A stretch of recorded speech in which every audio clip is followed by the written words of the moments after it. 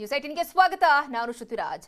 ಶೆಟ್ಟರ್ ಈಶ್ವರಪ್ಪ ಸೋಮಣ್ಣ ಘಟಾನುಘಟಿಗಳ ಕ್ಷೇತ್ರ ಪೆಂಡಿಂಗ್. ಶೆಟ್ಟರ್ಗೆ ಯಾಕೆ ಟಿಕೆಟ್ ಇಲ್ಲ? ಶೆಟ್ಟರ್ ಮೇಲೆ ಯಾರಿಗೆ ಸಿಟ್ಟು? ದೆಹಲಿಯಲ್ಲಿ ಏನಾಗ್ತಾ ಇದೆ? ಶೆಟ್ಟರ್ ರೆಬಲ್ ಆಗ್ತಾರಾ? ಬೊಮ್ಮಾಯಿ ಸಿಟ್ಟು ಶೆಟ್ಟರ್ ಪಟ್ಟು.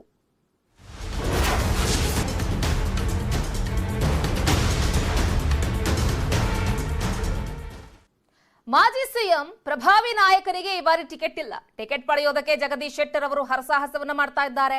ಹೈಕಮಾಂಡ್ ಜೊತೆ ಚರ್ಚೆ ಮಾಡಿದ್ರು ನೋ ಯೂಸ್ ಅನ್ನೋ ಬೆಳವಣಿಗೆಗಳಾಗ್ತಾ ಇದೆ. ಮಾಜಿ ಸಿಎಂ ಅವರು ಪ್ರಭಾವಿ ನಾಯಕರು 6-7 ಬಾರಿ ಕಂಟಿನ್ಯೂಸ್ ಆಗಿ ಗೆದ್ದಿರುವಂತಹ ನಾಯಕ, ಸಾಕಷ್ಟು ಪ್ರಭಾವವನ್ನು ಹೊಂದಿರುವಂತಹ ನಾಯಕ. ಸೊ ಆದ್ರೂ ಕೂಡ ಯಾಕೆ ಟಿಕೆಟ್ ಸಿಕ್ಕಿಲ್ಲ ಶೆಟ್ಟರ್ ಅವರಿಗೆ ಅನ್ನೋದೊಂದು ಪ್ರಶ್ನೆ ಇದೆ. ಅವರಿಗೆ ದೊಡ್ಡ ಮಟ್ಟದಲ್ಲಿ ಕನ್ಫ್ಯೂಷನ್ ಇದೆ. ಸೊ ಸ್ವಲ್ಪ ದಿನಗಳ ಹಿಂದೆ ಸಾಕಷ್ಟು ಸಭೆಗಳಿಗೆ, ಸಮಾರಂಭಗಳಿಗೆ ಜಗದೀಶ್ ಶೆಟ್ಟರ್ ಅವರನ್ನ ಕರೀತಾ ಇಲ್ಲ. ಜಗದೀಶ್ ಶೆಟ್ಟರ್ ಅವರ ಜೊತೆ ಮುನಿಸನ್ನ ಬಿಜೆಪಿ ಅವರು ಮಾಡ್ತಾ ಇದ್ದಾರೆ ಅನ್ನೋ ಸಾಕಷ್ಟು ರೀತಿಯಾದಂತಹ ಬೆಳವಣಿಗೆಗಳಾಗ್ತಾ ಇತ್ತು. ಮೋದಿ ಅವರು ಬಂದಾಗ್ಲೂ ಕೂಡ ಅವರಿಗೇನೋ ಆಹ್ವಾನವನ್ನ ಕೊಟ್ಟಿರಲಿಲ್ಲ. ಸೊ ಸ್ಟೇಜ್ ಮೇಲೆ ಸರಿಯಾಗಿ ಅವರನ್ನ ನೋಡ್ಕೊಳ್ತಾ ಇಲ್ಲ, ಹಾಗೆ ಹೀಗೆ ಅನ್ನೋ ಲೆಕ್ಕಾಚಾರಗಳಿತ್ತು. ಸೊ ಅದೆಲ್ಲೋ ಒಂದು ಕಡೆ ಇದು ಬಹಿರಂಗವಾಗಿ ಇನ್ನೂ ಕೂಡ ಟಿಕೆಟ್ ಅನ್ನ ಅನೌನ್ಸ್ ಮಾಡದೇ ಇರೋದಕ್ಕೆಲ್ಲ ಕೂಡ ಕಾರಣಗಳನ್ನ ಹುಡುಕ್ತಾ ಇದ್ದಾರಾ? ಹಾಗಾದ್ರೆ ಯಾವ ಕಾರಣಕ್ಕೆ ಹಾಗಾದ್ರೆ ಜಗದೀಶ್ ಶೆಟ್ಟರ್ ಅವರಿಗೆ ಈ ಬಾರಿ ಇನ್ನೂ ಕೂಡ ಇಷ್ಟೆಲ್ಲ ಪ್ರಭಾವ ಇದ್ರೂ ಕೂಡ ಯಾವ ಕಾರಣಕ್ಕೆ ಟಿಕೆಟ್ ಅನ್ನ ಅನೌನ್ಸ್ ಮಾಡಿಲ್ಲ? ಸೊ ಪಕ್ಷದಲ್ಲಿ ಬೇರೆ ಸ್ಥಾನಮಾನ ಕೊಡ್ತೀವಿ, ಹುಬ್ಬಳ್ಳಿ ಧಾರವಾಡ ಸೆಂಟ್ರಲ್ ಬೇಡ, ನಿಮಗೆ ಬೇರೆಯವರಿಗೆ ಅವಕಾಶ ಮಾಡಿಕೊಡಿ ಅನ್ನೋ ಲೆಕ್ಕಾಚಾರದಲ್ಲಿ ಮನವೊಲಿಸಲಿಕ್ಕೆ ಇದೀಗ ಬಿಜೆಪಿಯ ಹೈಕಮಾಂಡ್ ಮುಂದಾಗಿದೆಯಾ? ಆ ಹಿನ್ನೆಲೆಯಲ್ಲಿ ಏನಾದರೂ ಅವರು ದೆಹಲಿಗೆ ಹೋಗಿರೋದಾ? ಹಾಗಾದ್ರೆ ಜಗದೀಶ್ ಶೆಟ್ಟರ್ ಅವರು ಹೀಗೆ ಹಲವು ಪ್ರಶ್ನೆಗಳಿದೆ, ನೋಡ್ಬೇಕು. ಹಾಗಾದ್ರೆ ಯಾವ ಕಾರಣಕ್ಕೋಸ್ಕರ ಇಲ್ಲಿ ಜಗದೀಶ್ ಶೆಟ್ಟರ್ ಅವರಿಗೆ ಟಿಕೆಟ್ ಕೈ ತಪ್ಪಿದೆ? ಏನೆಲ್ಲ ಲೆಕ್ಕಾಚಾರಗಳಿದೆ? ಸೊ ಅದೆಲ್ಲವನ್ನ ಕೂಡ ನಾವು ನಿಮಗೆ ತೋರಿಸ್ತಾ ಹೋಗ್ತೀವಿ. ಇಲ್ಲೆಲ್ಲ ಒಂದು ಕಡೆ ಬೊಮ್ಮಾಯಿ ಅವರು ಸಿಟ್ಟನ್ನ ಮಾಡ್ಕೊಂಡಿದ್ದಾರಾ? ಸೊ ಅವರಿಬ್ಬರಿಗೂ ಕೂಡ ಒಳಗೊಳಗೆ ಆಗೋದಿಲ್ಲ ಅನ್ನೋದು ಗೊತ್ತಿರುವಂತಹ ವಿಚಾರ. ಸೊ ಬೊಮ್ಮಾಯಿ ಶೆಟ್ಟರ್ ಅವರದು ಈಗಿಂದ ಸಿಟ್ಟಲ್ಲ, ದಶಕಗಳ ಸಿಟ್ಟು. ಸೊ ಬೊಮ್ಮಾಯಿ ಹಾಗೆ ಶೆಟ್ಟರ್ ವೈಮನಸ್ಸು, ಅವರಿಬ್ಬರದೇನು ವೈಮನಸ್ಸಿದೆ, ಸುಮಾರು ವರ್ಷಗಳಿಂದ ದಶಕಗಳ ಮುನಿಸು ಅವರಿಬ್ಬರದ್ದು. ಸೊ ಒಳ ಜಗಳಗಳು, ಒಬ್ಬರನ್ನ ಕಂಡ್ರೆ ಒಬ್ರಿಗೆ ಆಗೋದಿಲ್ಲ, ಸಹಿಸಲ್ಲ ಅನ್ನೋ ರೀತಿಯ ಲೆಕ್ಕಾಚಾರಗಳಿದೆ. ಯಾವಾಗ ಅಂತ ಹೇಳಿದ್ರೆ 1994ರಲ್ಲಿ ಶೆಟ್ಟರ್ ಅವರು ವಿಧಾನಸಭೆಗೆ ಮೊದಲ ಪ್ರವೇಶವನ್ನ ಮಾಡ್ತಾರೆ. ಯಾವಾಗ? 1994ರಲ್ಲಿ. ಇದು ಜಗದೀಶ್ ಶೆಟ್ಟರ್ ಅವರ ವಿಧಾನಸಭೆಯ ಮೊದಲ ಪ್ರವೇಶ ಆದಂತಹ ವರ್ಷ 1994. ಅವರು ಯಾವಾಗ ಎಲ್ಲಿಂದ ಸ್ಪರ್ಧೆ ಮಾಡಿರ್ತಾರೆ ಅಂದ್ರೆ ಹುಬ್ಬಳ್ಳಿ ಗ್ರಾಮೀಣ ಕ್ಷೇತ್ರದಿಂದ ಶೆಟ್ಟರ್ ಅವರು ಆಯ್ಕೆಯಾಗಿರ್ತಾರೆ. ಸೊ ಈಗ ಅವರು ಹುಬ್ಬಳ್ಳಿ ಧಾರವಾಡ ಸೆಂಟ್ರಲ್, ಬಟ್ ಆಗ ಮೊದಲ ಬಾರಿಗೆ ಹುಬ್ಬಳ್ಳಿ ಗ್ರಾಮೀಣ ಕ್ಷೇತ್ರದಿಂದ ಅವರ ಆಯ್ಕೆಯಾಗಿರುತ್ತೆ. ಶೆಟ್ಟರ್ ಅವರು ಮೊದಲ ಬಾರಿಗೆ ವಿಧಾನಸಭೆಯನ್ನ ಪ್ರವೇಶ ಮಾಡಿರ್ತಾರೆ. ಸೊ ಅದಾದ ಮೇಲೆ ಏನಾಗುತ್ತೆ ಹಾಗಾದ್ರೆ? 1994ರಲ್ಲಿ ಶೆಟ್ಟರ್ಗೆ ಎದುರಾಳಿಯಾಗಿದ್ದವರು ಯಾರಪ್ಪ ಅಂತ ಹೇಳಿದ್ರೆ ಇದೇ ಈಗಿನ ಮುಖ್ಯಮಂತ್ರಿಗಳಾಗಿದ್ದಾರಲ್ಲ ಬಸವರಾಜ ಬೊಮ್ಮಾಯಿ ಅವರು. ಆಗ ಜಗದೀಶ್ ಶೆಟ್ಟರ್ ಅವರಿಗೆ ಪ್ರತಿಸ್ಪರ್ಧಿಯಾಗಿ ಅಖಾಡಕ್ಕೆ ಧುಮುಕಿದ್ರು 1994ರಲ್ಲಿ. ಅವರವಾಗ ಬಸವರಾಜ ಬೊಮ್ಮಾಯಿ ಅವರು ಜೆಡಿಎಸ್ ನಿಂದ ಅಖಾಡಕ್ಕೆ ಧುಮುಕಿದ್ರು ಜಗದೀಶ್ ಶೆಟ್ಟರ್ ಅವರ ವಿರುದ್ಧ. ಬಸವರಾಜ ಬೊಮ್ಮಾಯಿ ಅವರು ಹಾಲಿ ಬಿಜೆಪಿ ಮುಖ್ಯಮಂತ್ರಿ ಏನಿದ್ದಾರೆ ಅವರು 1994ರ ಸಂದರ್ಭದಲ್ಲಿ ಜೆಡಿಎಸ್ ನಿಂದ ಕಂಟೆಸ್ಟ್ ಮಾಡಿದ್ರು. 1994ರಲ್ಲಿ ಜಗದೀಶ್ ಶೆಟ್ಟರ್ ಅವರ ಎದುರಾಳಿಯಾಗಿ ಜೆಡಿಎಸ್ ನಿಂದ ಬಸವರಾಜ ಬೊಮ್ಮಾಯಿ ಅವರು ಸ್ಪರ್ಧೆ ಮಾಡಿರ್ತಾರೆ. ಬೊಮ್ಮಾಯಿ ಅವರನ್ನ ಸೋಲಿಸಿ ಜಗದೀಶ್ ಶೆಟ್ಟರ್ ಅವರು ಅಧಿಕಾರದ ಗದ್ದುಗೆಯನ್ನ ಹಿಡಿಯುವಲ್ಲಿ 1994ರಲ್ಲಿ ಯಶಸ್ವಿಯಾಗಿರ್ತಾರೆ. ಆಗಿನಿಂದ ಶುರುವಾದಂತಹ ಇವರಿಬ್ಬರ ಎದುರಾಳಿ ಸ್ಪರ್ಧಿ ಅಂತ ಹೇಳಿದಾಗ ಆಬ್ವಿಯಸ್ಲಿ ಅವರಿಬ್ಬರ ನಡುವೆ ಒಂದು ಪೈಪೋಟಿ ಇರುತ್ತೆ, ವೈಮನಸ್ಸುಗಳಿರುತ್ತೆ. ಸೋತ ಮೇಲಂತೂ ಇನ್ನಷ್ಟು ಜಾಸ್ತಿ ಆಗಿರುತ್ತೆ. ಅದು ಸೋತೋದ್ನಲ್ಲ ನಾನು ಇಂಥವರ ವಿರುದ್ಧ ಅಂತ ಹೇಳಿ. ಹಾಗಾಗಿ ಬೊಮ್ಮಾಯಿ ಅವರನ್ನ ಆ ಸಂದರ್ಭದಲ್ಲಿ ಸೋಲಿಸಿರ್ತಾರೆ ಜಗದೀಶ್ ಶೆಟ್ಟರ್ ಅವರು.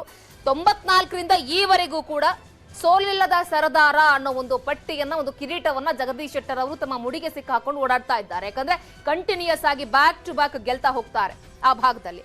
ಇದು ಶೆಟ್ಟರ್ ಅವರಿಗಿರುವಂತಹ ಒಂದು ಪ್ರಭಾವ. ಕಂಟಿನ್ಯೂಸ್ ಆಗಿ ಕೆಲಸ ಕಾಮಗಾರಿಗಳನ್ನ ಮಾಡಿ ಜನರ ಮನವೊಲಿಸಿಕೊಳ್ಳುವಲ್ಲಿ ಯಶಸ್ವಿಯಾಗಿದ್ರು. ಇನ್ನು 2007ರಲ್ಲಿ ಬಿಜೆಪಿಯನ್ನ ಬಸವರಾಜ ಬೊಮ್ಮಾಯಿ ಅವರು ಸೇರ್ಕೊಳ್ತಾರೆ. ಮೊದಲು 94ರಲ್ಲಿ ಜಗದೀಶ್ ಶೆಟ್ಟರ್ ವಿರುದ್ಧ ಜೆಡಿಎಸ್ ನಿಂದ ಪಾರ್ಟಿಸಿಪೇಟ್ ಮಾಡ್ತಾರೆ, ಅಲ್ಲಿ ಸೋಲ್ತಾರೆ. ಅದಾದ ಮೇಲೆ ಸ್ವಲ್ಪ ವರ್ಷಗಳ ನಂತರ 2007ರಲ್ಲಿ ಬಿಜೆಪಿಗೆ ಸೇರ್ಪಡೆಯಾಗ್ತಾರೆ ಬಸವರಾಜ ಬೊಮ್ಮಾಯಿ ಅವರು.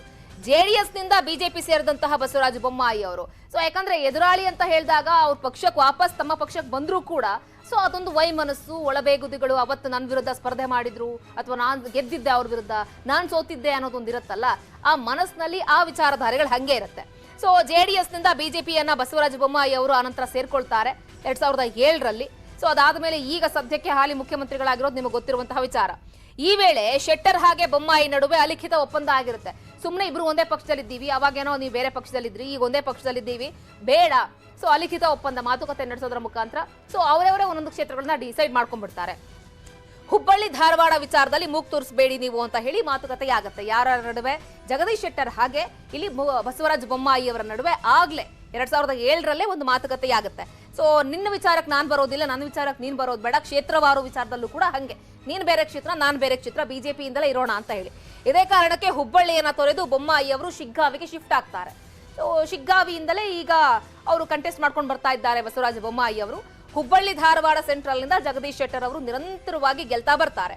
ಈ ಬಿಎಸ್ವೈ ಸಂಪುಟದಲ್ಲಿ ಗೃಹ ಖಾತೆ ಸಚಿವರಾಗಿ ಬೊಮ್ಮಾಯಿ ಅವರು ಕಾರ್ಯವನ್ನ ನಿರ್ವಹಿಸಿರ್ತಾರೆ. ಸೊ ಯಡಿಯೂರಪ್ಪನವರ ನೇತೃತ್ವದಲ್ಲಿ ಆಡಳಿತ ಇದ್ದಂತಹ ಸಂದರ್ಭದಲ್ಲಿ ಗೃಹ ಖಾತೆಯನ್ನ ಬಹಳ ಯಶಸ್ವಿಯಾಗಿ ಬೊಮ್ಮಾಯಿ ಅವರು ನಿರ್ವಹಿಸಿರ್ತಾರೆ. ಆ ಸಂದರ್ಭದಲ್ಲಿ ಅಂದ್ರೆ ಅವರಿಗೆ ಒಳ್ಳೊಳ್ಳೆ ಸ್ಥಾನಮಾನಗಳು ಸಿಕ್ಕಿರುತ್ತೆ. ಮುಖ್ಯಮಂತ್ರಿ ಆದ ಮೇಲೆ ಹುಬ್ಬಳ್ಳಿ ರಾಜಕೀಯದಲ್ಲಿ ತಮ್ಮ ಹಸ್ತಕ್ಷೇಪವನ್ನ ಮಾಡಲಿಕ್ಕೆ ಮುಂದಾಗ್ತಾರೆ ಬಸವರಾಜ ಬೊಮ್ಮಾಯಿ ಅವರು. ಇದು ಎಲ್ಲ ಒಂದು ಕಡೆ ಜಗದೀಶ್ ಶೆಟ್ಟರ್ ಅವರಿಗೆ ಈ ಹಿಂದೆ ಇದ್ದಂತಹ ಮುನಿಸಿತ್ತಲ್ಲ, ಅದು ಮಧ್ಯದಲ್ಲಿ ಶಮನ ಆದ್ರೂ ಮತ್ತೆ ಅದು ಕಂಟಿನ್ಯೂ ಆಗ್ಲಿಕ್ಕೆ ಎಡೆ ಮಾಡ್ಕೊಡುತ್ತೆ. ಸೊ ಮುಖ್ಯಮಂತ್ರಿ ಆದ ಮೇಲೆ ಬಸವರಾಜ ಬೊಮ್ಮಾಯಿ ಅವರು ಮೂಗು ತೂರಿಸುವಂತ ಕೆಲಸ ಮಾಡ್ತಾರೆ. ಸೊ ಅವರ ನಡುವೆ ಬಸವರಾಜ ಬೊಮ್ಮಾಯಿ ಹಾಗೆ ಶೆಟ್ಟರ್ ನಡುವೆ ಅಲಿಖಿತ ಒಪ್ಪಂದ ಆಗಿದ್ರೂ ಕೂಡ ಸೊ ಎಲ್ಲ ಒಂದು ಕಡೆ ಮುನಿಸು ಮುಂದುವರಿಯುತ್ತೆ. ಬೊಮ್ಮಾಯಿ ಸಿಎಂ ಆದಾಗ ನಾನು ಸಂಪುಟವನ್ನ ಸೇರ್ಕೊಳ್ಳೋದಿಲ್ಲ ಅಂತ ಹೇಳಿ ಓಪನ್ ಆಗಿ ಶೆಟ್ಟರ್ ಅವರು ಹೇಳಿಕೆಯನ್ನ ಕೊಡ್ತಾರೆ. ಇಲ್ಲ, ಅವ್ರು ಮುಖ್ಯಮಂತ್ರಿ ಇದ್ರೆ ನಾನು ಆ ಸಂಪುಟ ಸೇರೋದಿಲ್ಲ. ತನಗಿಂತ ಕಿರಿಯ ಬೊಮ್ಮಾಯಿ ಅವರು, ಬಸವರಾಜ ಬೊಮ್ಮಾಯಿ ಅವರು, ನಾನು ಅಖಾಡದಲ್ಲಿ ಅವ್ರನ್ನ ಸೋಲ್ಸಿ ಗೆದ್ದಿದ್ದೆ, ಈಗ ಅವರ ಕೈ ಕೆಳಗಡೆ ಅಥವಾ ಅವರ ಸಂಪುಟದಲ್ಲಿ ನಾನು ಯಾಕೆ ಮಂತ್ರಿ ಆಗಿರಬೇಕು ಅನ್ನೋ ಕಾರಣಕ್ಕೋಸ್ಕರ ಅವರು ನಕಾರ ವ್ಯಕ್ತಪಡಿಸ್ತಾರೆ, ರಿಜೆಕ್ಟ್ ಮಾಡ್ತಾರೆ ಆಫರ್ ಅನ್ನ. ಪ್ರಹ್ಲಾದ್ ಜೋಶಿ ಅವರ ಜೊತೆಗೂ ಕೂಡ ಬೊಮ್ಮಾಯಿ ಅವರಿಗೆ ಒಳ್ಳೆ ಬಾಂಧವ್ಯ ಇದೆ. ಪ್ರಹ್ಲಾದ್ ಜೋಶಿ ಅವರು ಕೇಂದ್ರ ಸಚಿವರ ಜೊತೆ ಬೊಮ್ಮಾಯಿ ಹತ್ತಿರ ಆಗ್ತಿದ್ದ ಹಾಗೆ ಜೋಶಿಯಿಂದ ಶೆಟ್ಟರ್ ಅವರು ದೂರ ಆಗ್ತಾರೆ. ಯಾವಾಗ ಬಸವರಾಜ ಬೊಮ್ಮಾಯಿ ಅವರು ಹತ್ರ ಆಗ್ತಾರೋ ಜೋಶಿ ಅವರಿಗೆ, ಸೊ ಶೆಟ್ಟರ್ ಅವರು ಅದೇ ರೀತಿಯಾಗಿ ಗ್ಯಾಪ್ ಅನ್ನ ದೂರ ಮಾಡ್ಕೊಳ್ತಾ ಹೋಗ್ತಾರೆ. ಶೆಟ್ಟರ್ಗೆ ಟಿಕೆಟ್ ಮಿಸ್ ಆಗೋದ್ರಲ್ಲಿ ಬೊಮ್ಮಾಯಿ ಅವರ ಕೈವಾಡ ಇದೆಯಾ ಹಾಗಾದ್ರೆ? ಸೊ ಹಳೆಯ ವೈಮನಸ್ಸುಗಳು ಈಗ ಟಿಕೆಟ್ ಅನ್ನ ತಪ್ಪಿಸುವಲ್ಲಿ ನಿರತವಾಗಿದ್ಯಾ?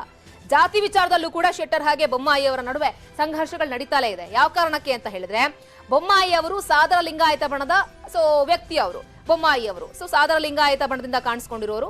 ಇನ್ನು ಬಣಜಿಗ ಲಿಂಗಾಯತಕ್ಕೆ ಶೆಟ್ಟರ್ ಅವರು ಸೇರ್ಕೊಳ್ತಾರೆ. ಸೊ ಅದರಲ್ಲೂ ಕೂಡ ಸ್ವಲ್ಪ ಒಂದೇ ಜಾತಿ ಆದ್ರೂ ಅದರಲ್ಲಿ ಕೆಲವೊಂದು ಉಪಜಾತಿಗಳಿರುತ್ತಲ್ಲ, ಅದರಲ್ಲಿ ಮೇಲು ಕೀಳು ಅನ್ನೋ ಒಂದು ಲೆಕ್ಕಾಚಾರ ಅವರಿಗೆ.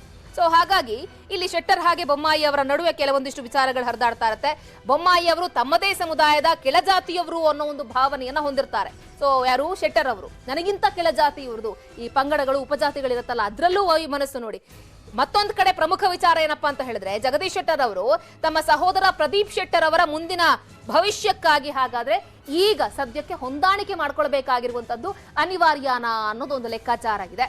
ಸೊ ನೋಡ್ಬೇಕು ಏನ್ ಮಾಡ್ತಾರೆ ಅಂತ. ಈಗಾಗಲೇ JP ನಡ್ಡಾ ಅವರು ಜಗದೀಶ್ ಶೆಟ್ಟರ್ ಅವರಿಗೆ ದೆಹಲಿಗೆ ಬರುವಂತೆ ಬುಲಾವನ್ನ ಕೊಟ್ಟಿದ್ದಾರೆ. ಅಲ್ಲಿ ಅವರ ಮನವೊಲಿಸುವಂತಹ ಕೆಲಸಗಳಾಗ್ತಾ ಇದೆ ಅನ್ನೋ ಒಂದು ಲೆಕ್ಕಾಚಾರಗಳು ಕೂಡ ಕಂಡು ಬರ್ತಾ ಇದೆ. ನೋಡ್ಬೇಕು. ಬನ್ನಿ, ಇವಾಗ ಮತ್ತಷ್ಟು ಮಾಹಿತಿಯನ್ನು ಕೊಡ್ತಾರೆ ನಮ್ಮ ಪ್ರತಿನಿಧಿ ಶಿವರಾಮ್ ಮಸುಂಡಿ ನೇರ ಸಂಪರ್ಕದಲ್ಲಿ ಜಾಯ್ನ್ ಆಗ್ತಾ ಇದ್ದಾರೆ. ಶಿವರಾಮ್, ಈಗ ಸದ್ಯಕ್ಕೆ ಜಗದೀಶ್ ಶೆಟ್ಟರ್ ಅವರು ಆ ಭಾಗದಲ್ಲಿ ಬಹಳ ದೊಡ್ಡ ಮಟ್ಟದ ಪ್ರಾಬಲ್ಯವನ್ನ ಹೊಂದಿದ್ದಾರೆ. ಸೊ ಸೋಲಿಲ್ಲದ ಸರದಾರ ಅನ್ನೋ ಒಂದು ಬಿರುದನ್ನು ಕೂಡ ಪಡೆದುಕೊಂಡಿರುವಂತವರಿಗೆ ಇನ್ನೂ ಕೂಡ ಆ ಕ್ಷೇತ್ರದಿಂದ ಟಿಕೆಟ್ ಅನೌನ್ಸ್ ಆಗಿಲ್ಲ ಅನ್ನೋದು ಯಕ್ಷ ಪ್ರಶ್ನೆಯಾಗಿದೆ. ಯಾವ ರೀತಿಯಾಗಿ ಸರ್ಕಸ್ ನಡೀತಾ ಇದೆ, ಯಾವ ಕಾರಣಕ್ಕೋಸ್ಕರ ಇನ್ನು ಜಗದೀಶ್ ಶೆಟ್ಟರ್ ಅವರ ಹೆಸರು ಅನೌನ್ಸ್ ಆಗ್ತಾ ಇಲ್ಲ ಲಿಸ್ಟ್ ನಲ್ಲಿ ಅಂತ?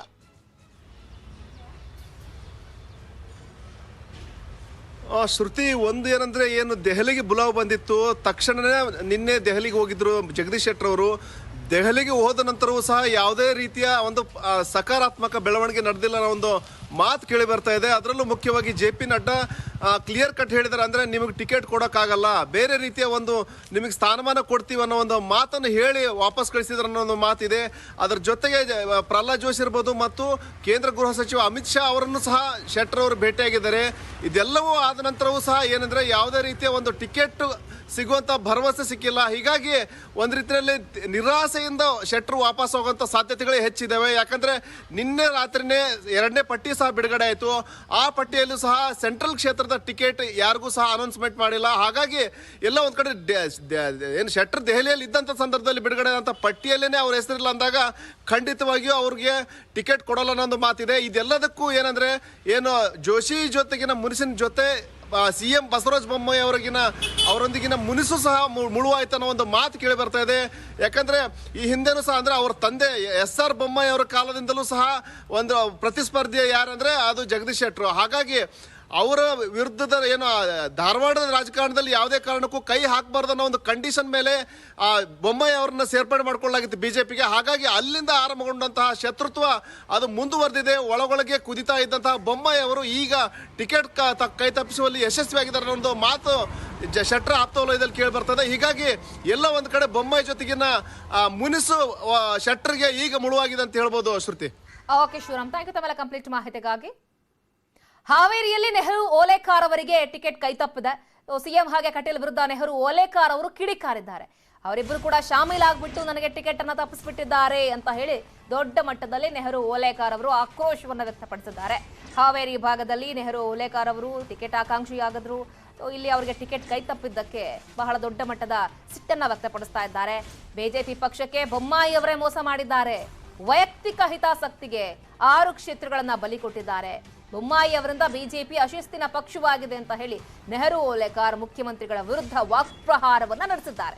ಬೊಮ್ಮಾಯಿ ಅವರು ಪಕ್ಷಕ್ಕೆ ಸೇರ್ಕೊಂಡ ಮೇಲೆ ಪಕ್ಷ ಅಶಿಸ್ತಿನ ಪಕ್ಷ ಆಗ್ಬಿಟ್ಟಿದೆ, ಅವರಿಗೆ ಯಾರಿಗೆ ಬೇಕೋ ಅವರಿಗೆ ಟಿಕೆಟ್ ಕೊಡ್ಲಿಕ್ಕೆ ಇಲ್ಲಿ ಪಕ್ಷವನ್ನ ಅಧೋಗತಿಗೆ ದೂಡ್ತಾ ಇದ್ದಾರೆ ಅಂತ ಹೇಳಿ ಅವರು ಕಿಡಿಕಾರಿದ್ದಾರೆ. ಹಾವೇರಿಯಲ್ಲಿ ಟಿಕೆಟ್ ವಂಚಿತ ನೆಹರು ಓಲೇಕಾರ್ ಅವರ ಜೊತೆ ನಮ್ಮ ಪ್ರತಿನಿಧಿ ರಮೇಶ್ ಅವರು ಸಂದರ್ಶನ ನಡೆಸಿದ್ದಾರೆ. ಬನ್ನಿ ನೋಡೋಣ.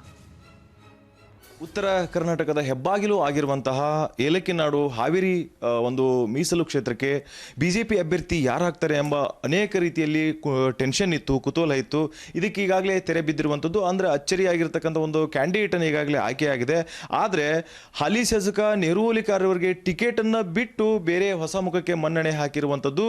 ಇದ್ರ ಬಗ್ಗೆ ಮಾತನಾಡೋಕ್ಕೆ ಸ್ವತಃ ನಾವು ಈಗ ಓಲೇಕಾರ್ ಅವರ ನಿವಾಸದಲ್ಲಿ ಇರುವಂಥದ್ದು. ಅವರಿಗೆ ಟಿಕೆಟ್ ಮಿಸ್ ಆಗಿದ್ದಕ್ಕೆ ಎಷ್ಟು ಬೇಸರ ಇದೆ, ಎಷ್ಟು ಅಸಮಾಧಾನ ಇದೆ, ಜೊತೆಗೆ ಏನು ಹೇಳ್ತಾರೆ ಇದ್ರ ಬಗ್ಗೆ ಅನ್ನೋದ್ರ ಬಗ್ಗೆ ನಾನು ಅವ್ರನ್ನ ಕೇಳ್ತಾ ಹೋಗ್ತೀನಿ. ಸರ್, ತುಂಬ ನಿರೀಕ್ಷೆಯಲ್ಲಿದ್ರಿ, ಫೈಟ್ ಮಾಡಿದ್ರಿ, ಸತತ 3 ಬಾರಿ ಗೆದ್ದಿದ್ರಿ. ಈ ಬಾರಿ ನನಗೆ ಟಿಕೆಟ್ ಸಿಗುತ್ತೆ, ನಾನು ಖಂಡಿತ ಮತ್ತೆ ನಾನು ಗೆಲ್ತೀನಿ ಅನ್ನೋ ನಿರೀಕ್ಷೆಯಲ್ಲಿದ್ರಿ. ಸರ್, ಟಿಕೆಟ್ ಮಿಸ್ ಆಗಿದೆ. ಸರ್, ಏನು ಹೇಳ್ತೀರಿ? ಟಿಕೆಟ್ ಮಿಸ್ ಆಗ್ಲಿಕ್ಕೆ ಕಾರಣ ಅಂತ ಹೇಳಿದ್ರೆ ಬಸವರಾಜ ಬೊಮ್ಮಾಯಿ ಅವರೇ ಇದಕ್ಕೆ ಪ್ರಮುಖರು. ಕಾರಣ ಅಂತ ಹೇಳಿದ್ರೆ ಅವರು ಮೊದಲಿಂದಲೂ ದ್ವೇಷ ಸಾಧನೆಯನ್ನು ಮಾಡ್ತಾ ಬಂದಿದ್ದರು. ಆ ದ್ವೇಷ ಸಾಧನೆಯನ್ನು ಈಗ ತೀರಿಸ್ಕೊಂಡಿದ್ದಾರೆ, ಅಷ್ಟೇ ಹೊರತುಪಡಿಸಿ ಬೇರೆ ಏನಿಲ್ಲ. ರಾಜಕೀಯ ವೈಯಕ್ತಿಕ ಒಂದು ಹಿತಾಸಕ್ತಿಗಾಗಿ ಇವತ್ತಿನ ದಿವಸ ಹಾವೇರಿ ಕ್ಷೇತ್ರವನ್ನು ಬಲಿಪಶುವನ್ನಾಗಿ ಮಾಡುವಂಥ ಕೆಲಸವನ್ನು ಬಸವರಾಜ ಬೊಮ್ಮಾಯಿ ಅವರು ಸ್ವತಃ ಮಾಡ್ತಾ ಇದ್ದಾರೆ. ಈ ರೀತಿ ಇದನ್ನು ಮಾಡೋದ್ರಿಂದ ಪಕ್ಷಕ್ಕೆ ಹೊಡೆತ ಬೀಳ್ತದೆ. ಪಕ್ಷ ಮುಂದಿನ ದಿನಗಳಲ್ಲಿ ಯಾವ ರೀತಿಯಾಗಿ ಚೇತರಿಸ್ಕೊಳ್ಬೇಕು ಅನ್ನುವಂಥದ್ದನ್ನು ಆಲೋಚನೆ ಮಾಡಬೇಕಾಗಿದೆ. ಭಾರತೀಯ ಜನತಾ ಪಕ್ಷ ಒಂದು ಶಿಸ್ತಿನ ಪಕ್ಷ ಅಂತ ಹೇಳಿದ್ರೆ ಬಸವರಾಜ ಬೊಮ್ಮಾಯಿ ಅಂತ ನಾಯಕರು ಬಂದಿಂದ ಇದು ಶಿಸ್ತು ಕೆಟ್ಟು ಹೋಗಿದೆ, ಅಶಿಸ್ತಿನ ಪಕ್ಷ ಆಗ್ತಾ ಇದೆ ಅಂತ ಹೇಳುವಂಥದ್ದನ್ನು ಹೇಳಬಯಸ್ತೇನೆ. ಸರ್, ನೆಹರು ಓಲೇಕಾರ್ ಯಾಕೆ ಟಾರ್ಗೆಟ್ ಆಗ್ತಿದ್ದಾರೆ? ಅವರೇ ಯಾಕೆ ಟಾರ್ಗೆಟ್ ಆಗಬೇಕು? ಅಂಥದ್ದೇನು ಮಾಡಿದ್ದಾರೆ ನೆಹರು ಓಲೇಕಾರ್ ಅಂತ ಬಿಜೆಪಿ ನಾಯಕರಿಗೆ? ನಾನು ಒಬ್ಬ ರಾಜಕಾರಣಿಯಾಗಿ ಬೆಳೆದೆ ಅಂತ ಹೇಳಿದ್ರೆ ಬಸವರಾಜ ಬೊಮ್ಮಾಯಿ ಇದೇ ಜಿಲ್ಲೆಯವರಾಗಿರೋದ್ರಿಂದ ಪರ್ಯಾಯ ಲೀಡರ್ಗಳು ಬೆಳೀತಾರ ಅಂತ ಹೇಳುವಂಥ ಕಾರಣದಿಂದ ಮನಸ್ಸಿನಲ್ಲಿಟ್ಕೊಂಡು ಈ ರೀತಿ ಮಾಡಿದ್ದಾರೆ. ಆ ಕಾರಣದಿಂದ ಇವತ್ತಿನ ದಿವಸ ಅದು ಪಕ್ಷಕ್ಕೆ ಹೊಡೆತು ಬೀಳ್ತದೆ ಹೊರತುಪಡಿಸಿ ವೈಯಕ್ತಿಕ ಹೊಡೆತ ಬೀಳೋದಿಲ್ಲ. ಅದಕ್ಕೆ ಈ ರೀತಿಯಾಗಿ ಇವತ್ತಿನ ದಿವಸ ನನ್ನ ವಿರುದ್ಧವಾಗಿ ಒಬ್ಬ ಲೀಡರ್ ಹೇಳ್ಬಾರ್ದು ಅನ್ನುವಂಥ ಒಂದು ದೃಷ್ಟಿಯನ್ನು ಮನಸ್ಸಿನಲ್ಲಿ ಇಟ್ಕೊಂಡು ಈ ರೀತಿ ಮಾಡಿದ್ದಾರೆ. ಓಕೆ, ಬಸವರಾಜ ಬೊಮ್ಮಾಯಿ ಅವ್ರ ಮೇಲೆ ನೇರ ಆರೋಪ ಮಾಡ್ತಾ ಇದ್ರಿ. ಸರ್, ಬಸವರಾಜ ಬೊಮ್ಮಾಯಿ ಅವರು ಮುಖ್ಯಮಂತ್ರಿಗಳು ತಮ್ಮ ಈ ಕ್ಷೇತ್ರದಿಂದ. ಸರ್, ಅವರೇ ಯಾಕೆ ನಿಮಗೆ ಬೇಸರವನ್ನು ಮಾಡ್ತಿದ್ದಾರೆ? ಅವ್ರಿಗೇನು ರಿಕ್ವೆಸ್ಟ್ ಮಾಡಿಲ್ವಾ ಮತ್ತೆ ಹಾಗಾದ್ರೆ ನನಗೆ ಟಿಕೆಟ್ ಬೇಕು ಅಂತ? ನೀವು ನಾವೆಲ್ಲ ರಿಕ್ವೆಸ್ಟ್ ಮಾಡಿದ್ದೇವೆ. ರಿಕ್ವೆಸ್ಟ್ ಮಾಡಿದ್ರು ಸಹಿತ ಮೊದಲಿಂದನೂ ಅದು ವೈಯಕ್ತಿಕವಾಗಿ ಅವ್ರ ಮನಸ್ಸಿನಲ್ಲಿದೆ. ಆ ಮನಸ್ಸಿನಲ್ಲಿ ಇದ್ದಂಥದ್ದನ್ನು ಈಗ ತೀರಿಸ್ಕೊಳ್ಳಿಕ್ಕೆ ಅವಕಾಶ ಆಗಿದೆ. ಏನು ಅದೇ ರಾಜಕಾರಣದಲ್ಲಿ ಇವರು ಬೆಳೀತಾರ ಅಂತ ಹೇಳಿ ಬೆಳಿಬಾರ್ದು ಅಂತ ಹೇಳುವಂಥದ್ದು ಅವ್ರ ಉದ್ದೇಶ. ಆ ಕಾರಣದಿಂದ ಇವತ್ತು ಈ ರೀತಿ ಆಗಿದೆ ಅಂತ ಹೇಳುವಂಥದ್ದು. ಟಿಕೆಟ್ ವಂಚಿತ ನೆಹರು ಓಲೇಕಾರ್ ಅವರ ಒಂದು ಅಭಿಪ್ರಾಯ ಆಗಿದೆ. ನನಗೆ ಟಿಕೆಟ್ ತಪ್ಪುವುದಕ್ಕೆ ಮೂಲ ಕಾರಣ ಬೇರೆ ಯಾರು ಅಲ್ಲ, ಮುಖ್ಯಮಂತ್ರಿ ಬಸವರಾಜ ಬೊಮ್ಮಾಯಿ ಅವರೇ ಮೂಲ ಕಾರಣ. ಅವರೇ ಏನಂತಂದರೆ ಮುಂದೆ ಇವರು ನನ್ನ ವಿರುದ್ಧವಾಗಿ ಬೆಳೀತಾರೆ, ದೊಡ್ಡ ನಾಯಕರಾಗಿ ಬೆಳೀತಾರೆ ಎಂಬ ನಿಟ್ಟಿನಲ್ಲಿ ಸೇಡಿನ ರಾಜಕಾರಣವನ್ನು ಮಾಡಿ ನನಗೆ ಟಿಕೆಟ್ ತಪ್ಪಿಸಿದ್ದಾರೆ ಅಂತ ಹೇಳ್ತಾ ಇದ್ದಾರೆ. ಹಾವೇರಿಯಿಂದ ರಮೇಶ್ BH, ನ್ಯೂಸ್ 18 ಕನ್ನಡ. ಮೂಡಿಗೆರೆಯಿಂದ ಬಿಜೆಪಿಯ ಟಿಕೆಟ್ ಕೈ ತಪ್ಪಿದ್ದಕ್ಕೆ ಸಿಟ್ಟನ್ನ ವ್ಯಕ್ತಪಡಿಸಿದ್ದಾರೆ. ಶಾಸಕ ಸ್ಥಾನಕ್ಕೆ ಎಂಪಿ ಕುಮಾರಸ್ವಾಮಿ ಅವರು ಇದೀಗ ರಾಜೀನಾಮೆಯನ್ನ ಕೊಡಲಿಕ್ಕೆ ನಿರ್ಧಾರ ಮಾಡಿದ್ದಾರೆ. ಹೈಕಮಾಂಡ್ನ ನಿರ್ಧಾರಕ್ಕೆ ಎಂಪಿ ಕುಮಾರಸ್ವಾಮಿ ಅವರು ಅಸಮಾಧಾನವನ್ನ ವ್ಯಕ್ತಪಡಿಸಿದ್ದಾರೆ. ಹಾಲಿ ಶಾಸಕರು ನನಗೆ ಟಿಕೆಟ್ ಸಿಗುತ್ತೆ ಅಂತ ಹೇಳಿ ಮೊನ್ನೆವರೆಗೂ ಕೂಡ ಆಸೆಯನ್ನ ಇಟ್ಕೊಂಡಿದ್ರು. ನನಗೆ ಸಿಗುತ್ತೆ, ನನ್ಗೇನು ವೇರಿಯೇಷನ್ ಆಗೋದಿಲ್ಲ, ನನ್ನ ಕ್ಷೇತ್ರದಲ್ಲಿ ನಾನೇ ಪ್ರಬಲ ಅಭ್ಯರ್ಥಿ, ನನಗೆ ಟಿಕೆಟ್ ಸಿಗುತ್ತೆ ಬಿಜೆಪಿಯಿಂದ ಅಂತ ಅಂದ್ಕೊಂಡಿದ್ರು. ಬಟ್ ಟಿಕೆಟ್ ಸಿಕ್ಕಿಲ್ಲ. ಹಾಗಾಗಿ ಆಕ್ರೋಶದ ಸುರಿಮಳೆ ಇದೀಗ ಸುರಿಸ್ತಾ ಇದ್ದಾರೆ. ನನಗೆ ಟಿಕೆಟ್ ತಪ್ಪೋದಕ್ಕೆ CT ರವಿ ಅವರೇ ಕಾರಣ ಅಂತ ಹೇಳಿ ಕಿಡಿಕಾರಿದ್ದಾರೆ. ಚಿಕ್ಕಮಗಳೂರಿನಲ್ಲಿ CT ರವಿ ಬಿಜೆಪಿಯನ್ನ ನಿರ್ನಾಮ ಮಾಡ್ತಾರೆ. ನ್ಯೂಸ್ 18 ಜೊತೆಗೆ ಟಿಕೆಟ್ ವಂಚಿತ ಎಂಪಿ ಕುಮಾರಸ್ವಾಮಿ ಅವರು ಮಾತನಾಡುವಂತಹ ಸಂದರ್ಭದಲ್ಲಿ ಕೊಟ್ಟಿರುವಂತಹ ಹೇಳಿಕೆ, ಬಿಜೆಪಿಯಲ್ಲಿ ದಲಿತರಿಗೆ ಉಸಿರುಗಟ್ಟಿಸುವಂತಹ ವಾತಾವರಣ ಇದೆ. ನಾನು ಪಕ್ಷೇತರವಾಗಿ ಸ್ಪರ್ಧಿಸಲ್ಲ, ಒಂದು ಪಕ್ಷದಿಂದಲೇ ಸ್ಪರ್ಧೆ ಮಾಡ್ತೇನೆ. ಈ ಬಾರಿ ಬಿಜೆಪಿಗೆ 50 ಸೀಟು ಕೂಡ ಬರೋದಿಲ್ಲ ಅಂತ ಹೇಳಿ ಎಂಪಿ ಕುಮಾರಸ್ವಾಮಿ ಅವರು ಆಕ್ರೋಶವನ್ನ ವ್ಯಕ್ತಪಡಿಸಿದ್ದಾರೆ. ಜೊತೆಗೆ ಯಾವ ಪಕ್ಷ ಏನು ಅನ್ನೋದನ್ನ ನಾನು ಕ್ಷೇತ್ರದಲ್ಲೇ ಪ್ರಕಟ ಮಾಡ್ತೇನೆ ಅಂತ ಹೇಳಿ ಈ ಸಂದರ್ಭದಲ್ಲಿ ಎಂಪಿ ಕುಮಾರಸ್ವಾಮಿ ಅವರು ಹೇಳಿದ್ದಾರೆ. ಕಾದು ನೋಡಬೇಕು. ಇನ್ನು ಎಂಪಿ ಕುಮಾರಸ್ವಾಮಿ ಅವರನ್ನ ನಮ್ಮ ಪ್ರತಿನಿಧಿ ಕೃಷ್ಣ ಮಾತನಾಡಿಸಿದ್ದಾರೆ. ಈ ಸಂದರ್ಭದಲ್ಲಿ ಏನ್ ಹೇಳಿದ್ದಾರೆ ಹಾಗಾದ್ರೆ ಕುಮಾರಸ್ವಾಮಿ ಅವರು, ಬನ್ನಿ ನೋಡೋಣ. ಮೂಡಿಗೆರೆ ಶಾಸಕರು ಎಂಪಿ ಕುಮಾರಸ್ವಾಮಿ ಅವರಿಗೆ ಈಗ ಟಿಕೆಟ್ ಕೈ ತಪ್ಪಿದೆ. ಈಗ ನಮ್ಮ ಜೊತೆಗಿದ್ದಾರೆ, ಅವ್ರನ್ನ ನಾನು ಮಾತಾಡ್ತೀನಿ. ಸರ್, ಪ್ರಮುಖವಾಗಿ ನೀವು ಹಿರಿಯ ಶಾಸಕರು, ಹಿಂದೆ ಗೆದ್ದಿದ್ದೀರಿ ದೊಡ್ಡ ಅಂತರದಿಂದ. ಈಗ ಎಲ್ಲನೂ ಕೂಡ ಕೆಲಸವನ್ನು ಮಾಡ್ತಿದ್ದಾರೆ ಗೆಲ್ಲುವಂತ ನಿಟ್ಟಿನಲ್ಲಿ. ಕೊನೆ ಕ್ಷಣದಲ್ಲಿ ಟಿಕೆಟ್ ತಪ್ಪಿರುವಂಥದ್ದು ಏನು ರೀಸನ್ ಇರ್ಬೋದು? ಹೇಳಿದ ಸಿ ಟಿ ರವಿಯವರ ವೈಯಕ್ತಿಕ ದ್ವೇಷಕ್ಕೆ ನಾನು ಬಲಿಯಾಗಿದ್ದೀನಿ. ನಾನು ರಾಷ್ಟ್ರೀಯ ಪ್ರಧಾನ ಕಾರ್ಯದರ್ಶಿ ಆಗಿದ್ದರೆ ಸಿ ಟಿ ರವಿಗೆ ಟಿಕೆಟ್ ತಪ್ಪಿಸ್ತಿದ್ದೆ. ಸಿ ಟಿ ರವಿ ಆಗಿದ್ರೆ ನನಗೆ ತಪ್ಪಿಸಿದ್ದಾರೆ. ಅವರೇ ಕಾರಣ, ಬೇರೆ ಯಾರೂ ಅಲ್ಲ. ವೈಯಕ್ತಿಕ ಕಾರಣ. ನಾನು ಕ್ಷೇತ್ರದಲ್ಲಿ 15-16 ಸಾವಿರನ ಗೆಲ್ತಾ ಇದ್ದೆ, ಲೀಡಲ್ಲಿ ಗೆಲ್ತಿದ್ದೆ. ಆಯಿತಾ, ನಮ್ಮ ಸಂಘದ ಪ್ರಮುಖರು ಹೇಳಿದ್ದೆ ಕಳೆದ ಬಾರಿ ಚುನಾವಣೆ ಇಷ್ಟೇ ಲೀಡಲ್ಲಿ ಗೆಲ್ತೀನಿ ಅಂತ. ಹಂಗಾಗಿತ್ತು. ಈ ಬಾರಿನೂ ಕೂಡ ನಾನು ಗೆಲ್ತಿದ್ದೆ. ಅದನ್ನು ಅವ್ರಿಗೆ ನನ್ನ ಗೆಲುವಿಗೆ ಮತ್ತು ನನ್ನ ಅವಕಾಶಕ್ಕೆ ಏನಾದರೂ ಮುಂದೆ ಸರ್ಕಾರ ಅಡ್ಡಿ ಆಗ್ಬೋದು ಅನ್ನೋ ದೃಷ್ಟಿಯಲ್ಲಿ ಅವರು ಆ ಥರ ಮಾಡಿದ್ದಾರೆ. ಅವರ ಶತ್ರುಗಳು ಸದ್ಯಕ್ಕೆ ಮೇಲ್ಗೈ ಸಾಧಿಸಿದ್ದಾರೆ. ನೋಡೋಣ. ನಾನು ಈಗ ಆ ಶತ್ರುಗಳನ್ನೆಲ್ಲ ಡೆಮೋಕ್ರಸಿಯಾಗಿ ಅವ್ರು ಸಾಧ್ಯ ಬಡದೇ ಬಿಡ್ತೀನಿ. ಇಲ್ಲಿ ಬಾಳೆಗಾರ ಇದ್ದಂಗೆ ಅವರು ಬಿಡಿ, ಅವ್ರ ಬಗ್ಗೆ ನಾನು ಮಾತಾಡೋಕೆ ಹೋಗಲ್ಲ. ಈ ನಾವೆಲ್ಲ MLA ಇರ್ತೀವಿ, ಅವ್ರು MLC ಆಗಿರ್ಬಿಟ್ರೆ ಇನ್ನು ಜೀವನದಲ್ಲಿ ಅವ್ರು MLCನೂ ಆಗಲ್ಲ, ಏನೂ ಆಗಲ್ಲ. ದಲಿತ ಬಲಗೈನ ಪ್ರಬಲ ನಾಯಕರು MP ಕುಮಾರಸ್ವಾಮಿ ಅವರು ಉನ್ನತ ಹುದ್ದೆಯನ್ನು ಕೆಲಸವನ್ನು ಮಾಡಿರುವಂಥವ್ರು BJP ಸರ್ಕಾರದಲ್ಲಿ. ಈಗ ಅಂಥವ್ರಿಗೆ ಟಿಕೆಟ್ ತಪ್ಪಿದೆ. ನಿಮ್ಮ ಸಮುದಾಯಕ್ಕೆ ಏನು ಹೇಳಲಿಕ್ಕೆ ಇಷ್ಟಪಡ್ತೀರಿ ಅಂತ? ಒಂದು ನಿಜ ವಿಚಾರ, ಏನು ಬಲಗೈ ಸಮುದಾಯದಲ್ಲಿ ಓಲ್ಡ್ ಮೈಸೂರಲ್ಲಿ BJPಯಿಂದ ಗೆಲ್ಲಕ್ಕೆ ನನಗೊಬ್ಬಗೆ ಅವಕಾಶ ಇದ್ದದ್ದು. ಇನ್ನು ಇಡೀ ಓಲ್ಡ್ ಮೈಸೂರಲ್ಲಿ ಯಾವ ಬಲಗೈ ನಾಯಕರು ಕೂಡ BJPಯಿಂದ ಗೆಲ್ಲಲ್ಲ. ನನಗೆ ಸ್ಪಷ್ಟ ಆಗಿದೆ. ನನಗೆ ಅವಕಾಶ ಇತ್ತು, ಅದು ನಮ್ಮನ್ನು ಅವರು ತಪ್ಪಿಸಿದ್ದಾರೆ. ಹಾಗಾಗಿ ನನ್ನ ಕ್ಷೇತ್ರಕ್ಕೆ, ನನ್ನ ಜಿಲ್ಲೆಗೆ ಅವರು ಇಷ್ಟು ನನಗೆ ನೋವು ಮಾಡಿದ್ದಾರೆ, ಭಾಳ ಹಿಂಸೆ ಮಾಡಿದ್ದಾರೆ. ಅದರಿಂದ ನಾನು ಪ್ರಾಮಾಣಿಕ ಸರ್ವಿಸ್ ಮಾಡಿದಂಥನು. SC/ST ಜನಗಳಿಗೆ ನಾನು ಮನವಿ ಮಾಡ್ತೀನಿ. ತುಂಬ ಅನ್ಯಾಯ ಆಗಿದೆ, ಮನಸ್ಸಿಗೆ ನೋವು ಮಾಡಿದ್ದಾರೆ. ಎಷ್ಟೋ ಸಮಯ ನಾನು ಸ್ವಾಭಿಮಾನ ಕಳ್ಕೊಂಡು ತಲೆ ತಿರ್ಸಣ್ಣಲ್ಲಿದ್ದೆ. ಈಗ ನಾನು ಆ ಒಂದನ್ನು ಮನಸ್ಸಿಂದ ಬಿಚ್ಚಿ ಹೇಳ್ತಿದ್ದೀನಿ. ಜಿಲ್ಲೆಯ ಕ್ಷೇತ್ರದ ಎಲ್ಲ ಜನರು ಕೂಡ BJPಗೆ ಬುದ್ಧಿ ಕಲಿಸ್ಬೇಕು. ನನ್ನ ಬಂಧುಗಳಿಗೆ, ನನ್ನ ಹಿತೈಷಿಗಳಿಗೆ ಎಲ್ಲರಿಗೂ ಕೂಡ ಈ ಸಂದರ್ಭದಲ್ಲಿ ಮನವಿ ಮಾಡ್ತೀನಿ. ಮತ್ತು ಯಡಿಯೂರಪ್ಪನವರಿಗೆ ಒಂದು ಮನವಿ ಏನಂದರೆ, ಒಂದು ವಾರ ಸ್ವಿಚ್ ಆಫ್ ಮಾಡಿ. BJP highest ಸೀಟ್ ದಾಟಲ್ಲ, highest ಸೀಟ್ ದಾಟಲ್ಲ BJP. ಆಯಿತಾ? ಹಾಗೆ BJP ನೆಲ ಕಚ್ಚೋವರೆಗೂ ಸಂಪೂರ್ಣ ಮಕಾಡಿ ಮಲಗೋವರೆಗೂ ಸಿ ಟಿ ರವಿ ವಿಶ್ರಾಂತಿ ಪಡೆಯುವುದಿಲ್ಲ. ಇದು ರಾಜ್ಯ ನಾಯಕರು ಅರ್ಥ ಮಾಡ್ಕೋಬೇಕು. ಆಯ್ತಾ? ಹಂಗಾದ್ರೆ ಪಕ್ಷೇತರವಾಗಿನೇ ಅಥವಾ ರಾಜಕೀಯ ಪಕ್ಷಗಳತ್ತ ಸ್ಪರ್ಧೆ ಮಾಡ್ತಾರೆ ಸರ್? ರಾಜಕೀಯ ಪಕ್ಷಗಳ ಹತ್ರ ನಾನು ಟ್ರೈ ಮಾಡ್ತೀನಿ. ಕಾರ್ಯಕರ್ತರು ಕೇಳ್ತೀನಿ, ಒಂದು ತೀರ್ಮಾನ ತಗೊಳ್ಳೋದು. Thank you. ಇದಿಷ್ಟು MP ಕುಮಾರಸ್ವಾಮಿ ಅವರ ಮಾತಾಗಿದೆ. ಕ್ಯಾಮರಾ ಪರ್ಸನ್ ಶಿವಪ್ಪ ಜೊತೆಗೆ Krishna GB, news 18 Kannada, Bengaluru. Welcome back. ಬೆಳಗಾವಿಯಲ್ಲಿ ಸಾಹುಕಾರಾಟ, ಜಿಲ್ಲೆಯಲ್ಲಿ 4 ಕಡೆ ಆಪ್ತರಿಗೆ ಟಿಕೆಟ್. ಲಕ್ಷ್ಮಣ್ ಸವದಿಗೆ ಬಿಗ್ ಶಾಕ್. ಬಿಜೆಪಿಯಲ್ಲಿ ಬಂಡಾಯ, ಭಿನ್ನಮತ ಮೆಟ್ಟಿ ಗೆಲ್ಲಿಸ್ತಾರ. ಆಪ್ತರು ಗೆದ್ರೆ ಮತ್ತೆ ಬಾಸ್. ಸಾಹುಕಾರ್ ಪಾಸ ಫೇಲ.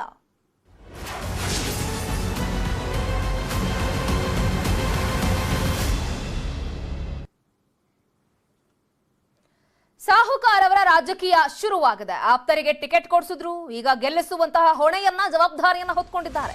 ಬರೋಬ್ಬರಿ 18 ಕ್ಷೇತ್ರಗಳಲ್ಲಿ ಗೋಕಾಕ್ ಸೇರಿದಂತೆ 5 ಕ್ಷೇತ್ರಗಳ ಜವಾಬ್ದಾರಿಯನ್ನ ಇದೀಗ ಬೆಳಗಾವಿ ಭಾಗದಿಂದ ಹೊತ್ಕೊಂಡಿದ್ದಾರೆ ಸಾಹುಕಾರ್ ಅವರು. ಈ ಅಥಣಿ, ಕಾಗವಾಡ, ಅರಭಾವಿ, ಬೆಳಗಾವಿ ಗ್ರಾಮೀಣ ಕ್ಷೇತ್ರಗಳಲ್ಲಿ ತನ್ನ ಆಪ್ತರಿಗೆ ಟಿಕೆಟ್ ಅನ್ನ ಕೊಡಿಸುವಲ್ಲಿ ಸಾಹುಕಾರ್ ಅವರು ಯಶಸ್ವಿಯಾಗಿದ್ದಾರೆ.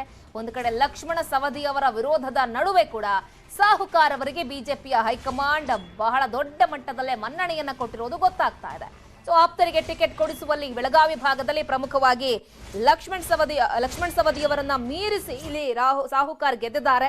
ಸೊ ಮಹೇಶ್ ಕುಮಟಹಳ್ಳಿಗೆ ಟಿಕೆಟ್ ಅನ್ನ ಕೊಡಿಸುವಲ್ಲಿ ಬಹಳ ಯಶಸ್ವಿಯಾಗಿದ್ದಾರೆ. ಸೊ ಬಿಜೆಪಿ ಹೈಕಮಾಂಡ್ ಈ ಬಾರಿ ಸಾಹುಕಾರ್ ಅವರ ಮಾತಿಗೆ ಇಲ್ಲ ಅಂತಲೇ ಹೇಳಿಲ್ಲ ಅನ್ಸುತ್ತೆ.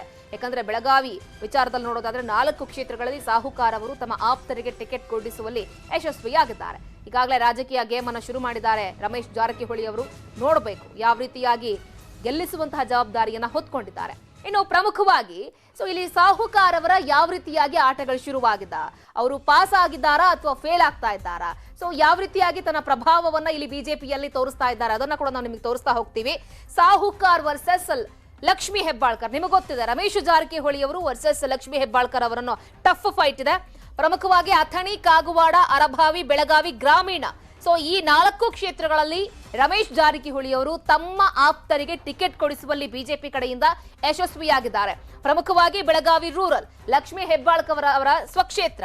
ಇಲ್ಲಿ ರಮೇಶ್ ಜಾರಕಿಹೊಳಿ ಅವರು ತನ್ನ ಆಪ್ತರಿಗೆ ಟಿಕೆಟ್ ಅನ್ನ ಕೊಡ್ಲಿಕ್ಕೆ ಹೇಳಿ ವರಿಷ್ಠರಿಗೆ ಹೇಳಿದ್ರು. ವರಿಷ್ಠರು ಅದೇ ರೀತಿಯಲ್ಲಿ ರಮೇಶ್ ಜಾರಕಿಹೊಳಿ ಅವರ ಮಾತಿಗೆ ಅಸ್ತು ಅಂತ ಹೇಳಿದ್ದಾರೆ. ಪ್ರಮುಖವಾಗಿ ಬೆಳಗಾವಿ ಗ್ರಾಮೀಣ ಭಾಗದಲ್ಲಿ ಲಕ್ಷ್ಮೀ ಹೆಬ್ಬಾಳ್ಕರ್ ಅವರನ್ನ ಸೋಲಿಸಿಯೇ ಸಿದ್ಧ. ಸೊ ಇಲ್ಲಿ ಮೊದಲಿಂದಲೂ ಕೂಡ ಇವರಿಬ್ಬರಿಗೆ ಆಗೋದಿಲ್ಲ. ಸೊ ಸ್ವಲ್ಪ ವರ್ಷಗಳ ಹಿಂದೆ ಒಂದೇ ಪಕ್ಷದಲ್ಲಿ ಇದ್ರೂ ಕೂಡ ಅದಾದ ಮೇಲೆ ಬಿಜೆಪಿಗೆ ಯಾವಾಗ ರಮೇಶ್ ಜಾರಕಿಹೊಳಿಗೆ ಅವರು ಹೋದ್ರು, ಲಕ್ಷ್ಮೀ ಹೆಬ್ಬಾಳ್ಕರ್ ಅವರಂದ್ರೆ ಆಗೋದೇ ಇಲ್ಲ. ಸಾಕಷ್ಟು ಸಂದರ್ಭಗಳಲ್ಲಿ ವಾಗ್ದಾಳಿಯನ್ನ ವಾಕ್ಪ್ರಹಾರವನ್ನ ನಡೆಸಲೇ ಬಂದಿದ್ದಾರೆ ಪರಸ್ಪರ ಇಬ್ರು ಕೂಡ. ಸೊ ಹಾಗಾಗಿ ಈ ಬಾರಿ ಲಕ್ಷ್ಮೀ ಹೆಬ್ಬಾಳ್ಕರ್ ಅವರನ್ನ ಸೋಲಿಸಿಯೇ ಸಿದ್ಧ ಅನ್ನೋದು ರಮೇಶ್ ಜಾರಕಿಹೊಳಿ ಅವರ ಪಣ.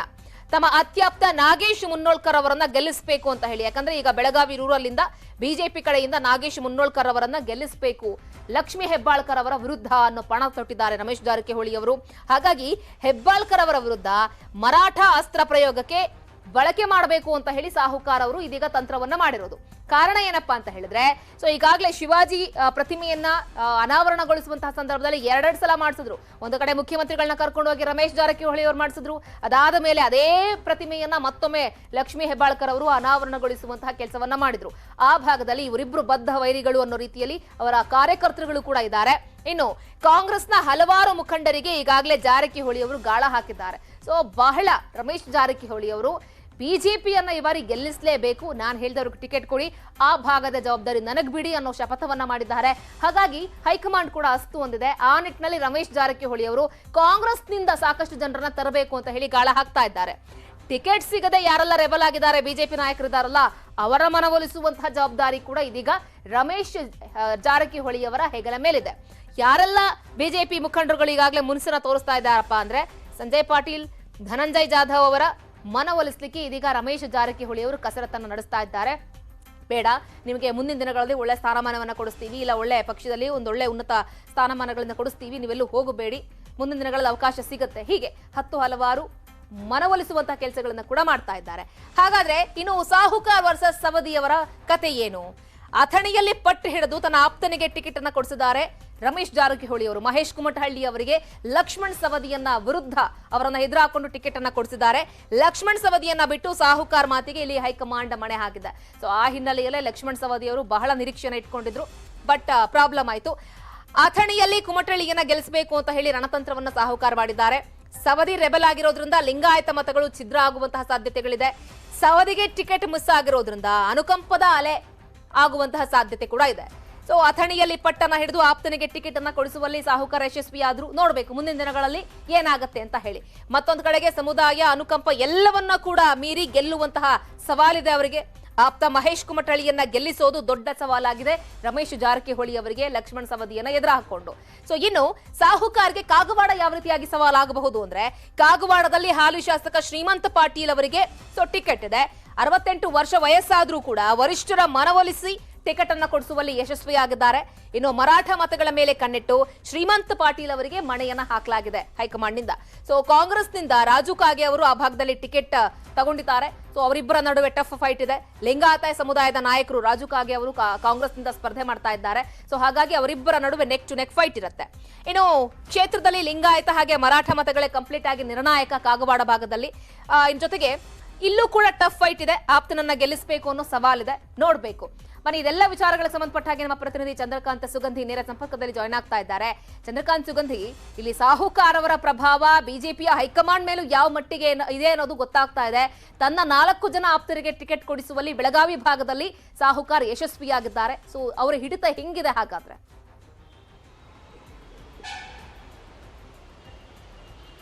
ಶ್ರುತಿ, ಏನು ಚುನಾವಣೆ ಮೊದಲು ಬೆಳಗಾವಿ ಜಿಲ್ಲೆಯಲ್ಲಿ 2 ಬಣಗಳಿತ್ತು. ಒಂದು ಲಕ್ಷ್ಮಣ್ ಸವದಿ ಬಣ, ಮತ್ತೊಂದು ಜಾರಕಿಹೊಳಿ ಬಣ ಅಂತೇಳಿ ಹೇಳಲಾಗ್ತಿತ್ತು. ಆದರೆ ಎಲ್ಲವಕ್ಕೂ ಕೂಡ ಈಗ ಹೈಕಮಾಂಡ್ ತಿಲಾಂಜಲಿ ನೀಡಿದೆ. ಪ್ರಮುಖವಾಗಿ ರಮೇಶ್ ಜಾರಕಿಹೊಳಿ ಹೇಳಿದಂಥ ಅಭ್ಯರ್ಥಿಗಳಿಗೆ ಹೆಚ್ಚು ಬೆಳಗಾವಿ ಜಿಲ್ಲೆಯಲ್ಲಿ ಈಗ ಆದ್ಯತೆಯನ್ನು ಕೊಡಿದ್ದು ಟಿಕೆಟ್ ಕೊಡಿಸುವಲ್ಲಿ ರಮೇಶ್ ಜಾರಕಿಹೊಳಿ ಯಶಸ್ವಿಯಾಗಿದ್ದಾರೆ. ಪ್ರಮುಖವಾಗಿ ಬೆಳಗಾವಿ ಗ್ರಾಮೀಣ ಕ್ಷೇತ್ರದಲ್ಲಿ 4 ಜನ ಆಕಾಂಕ್ಷಿಗಳಿದ್ದು, ಅದರಲ್ಲೂ ಮಾಜಿ ಶಾಸಕ ಸಂಜಯ್ ಪಾಟೀಲ್ ಆಗಿರ್ಬೋದು, ಧನಂಜಯ್ ಜಾಧವ್ ಆಗಿರ್ಬೋದು, ಮತ್ತೊಂದು ಕಡೆ ನಾಗೇಶ್ ಮುನ್ನೋಳ್ಕರ್ ಸೇರಿದಂತೆ ದೀಪಾ ಕುರ್ಚಿ, ಈ 4 ಪೈಕಿ ಈಗ ನಾಗೇಶ್ ಮುನ್ನೋಳ್ಕರ್ಗೆ ಹೈಕಮಾಂಡ್ ಮಣೆಯನ್ನು ಹಾಕಿದೆ. ಈಗ ಅವರಿಗೆ ಟಿಕೆಟ್ ಕೊಟ್ಟಿರ್ತಕ್ಕಂಥದ್ದು. ಈಗ 3 ಜನರನ್ನ ಸಮಾಧಾನ ಮಾಡಿ ಒಟ್ಟುಗೂಡಿಸಿ ಪಕ್ಷವನ್ನ ಗೆಲ್ಲಿಸುವ ಜವಾಬ್ದಾರಿ ರಮೇಶ್ ಜಾರಕಿಹೊಳಿ ಹೆಗಲ ಮೇಲಿದೆ. ಹೀಗಾಗಿ ರಮೇಶ್ ಜಾರಕಿಹೊಳಿ ಬೆಳಗಾವಿ ಗ್ರಾಮೀಣ ಕ್ಷೇತ್ರದ ಮುಖಂಡರ ಮ್ಯಾರಥಾನ್ ಮೀಟಿಂಗ್ ಅನ್ನ ಮಾಡ್ತಾ ಇದ್ದಾರೆ. ಜೊತೆಗೆ ಯಾರೆಲ್ಲ ಅಸಮಾಧಾನಿತಗೊಂಡಿದ್ದಾರೆ ಅವರೆಲ್ಲರೂ ಕೂಡ ಮನವೊಲಿಸುವ ಕಸರತ್ತನ್ನು ಕೂಡ ನಡೆಸಿರ್ತಕ್ಕಂಥದ್ದು. ಪ್ರಮುಖವಾಗಿ ಅನೇಕ ಎಪಿಎಂಸಿ ಮಾಜಿ ಅಧ್ಯಕ್ಷರು ಮತ್ತು ಜಿಲ್ಲಾ ಪಂಚಾಯತಿ ಮಾಜಿ ಸದಸ್ಯರನ್ನ ಸೆಳೆಯಕ್ಕೆ ರಮೇಶ್ ಜಾರಕಿಹೊಳಿ ತಂತ್ರವನ್ನ ಮಾಡ್ತಿದ್ದಾರೆ. ಪ್ರಮುಖವಾಗಿ ಈ ಬಾರಿ ರಮೇಶ್ ಜಾರಕಿಹೊಳಿ 4 ಕ್ಷೇತ್ರಗಳನ್ನ ಟಾರ್ಗೆಟ್ ಮಾಡಿರ್ತಕ್ಕಂಥದ್ದು. ಒಂದು ಬೆಳಗಾವಿ ಗ್ರಾಮೀಣ, ಮತ್ತೊಂದು ಕಡೆ ಅಥಣಿ, ಕಾಗವಾಡ ಕಾಗವಾಡ, ಅರಬಾವಿ ಈ 4 ಕ್ಷೇತ್ರಗಳಲ್ಲೂ ಕೂಡ ರಮೇಶ್ ಜಾರಕಿಹೊಳಿ ಓಡಾಟವನ್ನ ನಡೆಸಿದ್ದಾರೆ. ಕಳೆದ ಬಾರಿ ಏನು 2018ರ ಚುನಾವಣೆಯಲ್ಲಿ ಲಕ್ಷ್ಮಣ್ ಸವದಿ ಅವರನ್ನ ಸೋಲಿಸಲೇಬೇಕು ಅಂತ ಹೇಳಿ ರಮೇಶ್ ಜಾರಕಿಹೊಳಿ ಒಂದು ಪಣವನ್ನ ತೊಟ್ಟಿದ್ರು. ಕೊನೆಗೆ ಯಶಸ್ವಿಯನ್ನು ಕೂಡ ಆಗಿದ್ರು. ಬದಲಾದ ರಾಜಕೀಯ ಪರಿಸ್ಥಿತಿಯಲ್ಲಿ ರಮೇಶ್ ಜಾರಕಿಹೊಳಿ ಬಿಜೆಪಿಗೆ ಬರಬೇಕಾಗಿತ್ತು. ಈಗ ಮಹೇಶ್ ಕುಮಟಳ್ಳಿ ಬಿಜೆಪಿಯ ಅಧಿಕೃತ ಅಭ್ಯರ್ಥಿ ಆಗಿದ್ದಾರೆ. ಈ ಬಾರಿ ಪರಿಸ್ಥಿತಿ ಕಳೆದ ಬಾರಿ ವಿಭಿನ್ನವಾಗಿರ್ತಕ್ಕಂಥ, ಯಾಕಂದ್ರೆ ಲಕ್ಷ್ಮಣ್ ಸವದಿ ಪರವಾಗಿ ಈಗ ಕ್ಷೇತ್ರದಲ್ಲಿ ಒಂದು ಅನುಕಂಪ ಸೃಷ್ಟಿಯಾಗಿದೆ. ಇದನ್ನ ತಡಿಬೇಕು ಮತ್ತು ಪಂಚಮಸಾಲಿ ಏನು ಸಮುದಾಯದ ಓಟ್ಗಳನ್ನ ಕ್ರೋಢೀಕರಣ ಮಾಡಬೇಕು. ಯಾಕಂದ್ರೆ ಉಳಿದ ಇಬ್ಬರು ಅಭ್ಯರ್ಥಿಗಳು ಈಗ ಪಂಚಮಸಾಲಿಗಳಾಗಿದ್ದಾರೆ ಅಲ್ಲಿ. ಹಾಗಾಗಿ ಈಗ ಕಾಂಗ್ರೆಸ್ ಇನ್ನೂ ಕೂಡ ಅಲ್ಲಿ ಕಾದು ನೋಡುವ ತಂತ್ರವನ್ನು ಅನುಸರಿಸ್ತಾ ಇದೆ. ಒಂದು ವೇಳೆ ಲಕ್ಷ್ಮಣ್ ಸವದಿ ಕಾಂಗ್ರೆಸ್ ಸೇರಿದ್ರೆ ಅವರಿಗೆ ಟಿಕೆಟ್ ಸಿಗೋದು ಬಹುತೇಕ ಪಕ್ಕ ಅಂತ ಹೇಳ್ಬೇಕಂದ್ರೆ ಕಾಂಗ್ರೆಸ್ನಲ್ಲಿ 4 ಜನ ಆಕಾಂಕ್ಷಿಗಳಿದ್ರು ಕೂಡ ಇನ್ನೂ 2ನೇ ಪಟ್ಟಿಯನ್ನ ಕಾಂಗ್ರೆಸ್ ಅಲ್ಲಿ ಬಿಡುಗಡೆ ಮಾಡಿಲ್ಲ. ಹೀಗಾಗಿ ರಮೇಶ್ ಜಾರಕಿಹೊಳಿಗೆ ಈ ಬಾರಿ ದೊಡ್ಡ ಟಾಸ್ಕ್ ಅನ್ನೇ ಜಿಲ್ಲೆಯಲ್ಲಿ ಇರ್ತಕ್ಕಂಥದ್ದು. ಮತ್ತೊಂದು ಕಡೆ ಬೆಳಗಾವಿ ಜಿಲ್ಲೆಯಲ್ಲಿ ಬಂಡಾಯದ ಬಿಸಿ ಬಿಜೆಪಿಗೆ ಈ ಬಾರಿ ಕಂಪ್ಲೀಟ್ ಮಾಹಿತಿಗಾಗಿ